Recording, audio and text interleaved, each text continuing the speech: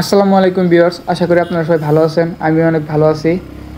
গতকালকে আমার রেজাল্ট দিয়েছে, আপনারা সবাই জানেন। এসএসসি পরীক্ষা 2024 সালের রেজাল্ট পাবলিশ হয়েছে কালকে রেজাল্টের পর মানে রেজাল্টের আগে মানে দমটা না মানে গলার মাঝখানে এসে আটকে আসছিলো, মনে হয় কখন বের হয় না, এরকম অবস্থা আসছিলো। তারপর কালকে যখন রেজাল্টটা দিছে, রেজাল্টটা শুনছি, তারপর রিল্যাক্স হয়েছি ভিতর থেকে। যদি ভাবে মানে কোনো একটা দুর্ঘটনা ঘটে যাইতো, তাহলে তো মানে ভাবছেনি কি হইতে পারে একটা পোলার জীবনে, ওইরকম একটা ঘটনা ঘটে যেত আমারও। তো এরকম কিছু হয় নাই, আমার রেজাল্টটা খুবই ভালো হয়েছে আপনাদের দোয়ায়। বাবা মা স্বপ্নের দোয়া করছে, বাবা মা স্বপ্ন পূরণ করতে পারছি, খুব ভালো লাগছে আমারও। তো আমার রেজাল্টের পয়েন্ট আসছে। আচ্ছা, পয়েন্টটা পরে বলি। আমি আসলে ভাবছিলাম ফার্স্টে যে আমার রেজাল্ট মানে আমি যে পয়েন্ট পাইছি ওইটাই ভাবছিলাম যে আমি এটা পাবো, এটা থেকে শুরু করছিলাম যে এটা থেকে শুরু মানে আরও পাবো, মানে এরকম একটা ভাবনা চিন্তার মধ্যে আসছিলাম। আমি পয়েন্ট পাইছি 4.50। আমি ভাবছিলাম 4.50 উপরেই পাবো। বাট আমার একটু গণিতে নিয়ে সন্দেহ ছিল যে গণিতে কি হয়, গণিতে খারাপই হয় নাকি, এরকম একটা সন্দেহ ছিল। তবে দেখি যে এই গণিতে ভালো ভালো মার্কই পাইছি, মানে পাইছি, মাইনাস পাইছি গণিতে, খুব একটা খারাপ হয় না যেরকম ভাবছিলাম।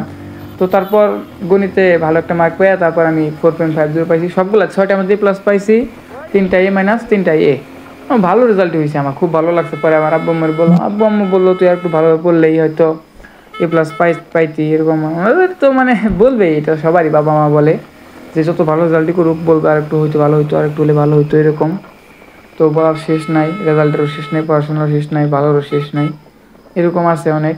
শেষ নাই, কোনো কিছুরই শেষ নাই। এখন ভাবতেছি একটা কলেজে ভর্তি হবো, বাট কোন কলেজে ভর্তি হবো সেটাই ভাবতেছি। ভালো একটা কলেজে ভর্তি হবো। আর হচ্ছে রেজাল্টের আগে বাইক নিয়ে বের হয় নাই, ভিডিও করা হয় নাই অনেক দিন।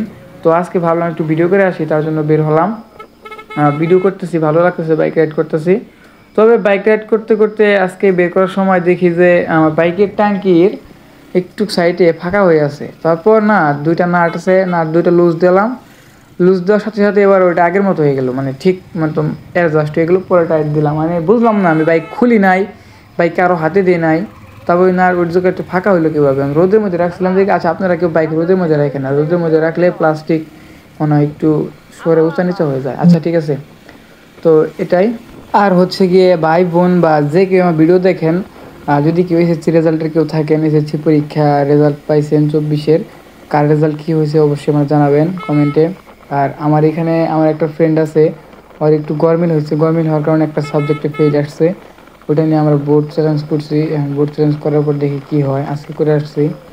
ওর মানে ওর জন্য একটা মনটা খুবই খারাপ হয়ে গেছে আমার, মানে এটা একটা কাজ হইলো, একসাথে করছি, মানে উদযাপন করবো কার সাথে আমি এই মজাটা, উদযাপন করার বন্ধুটাও পেলাম না।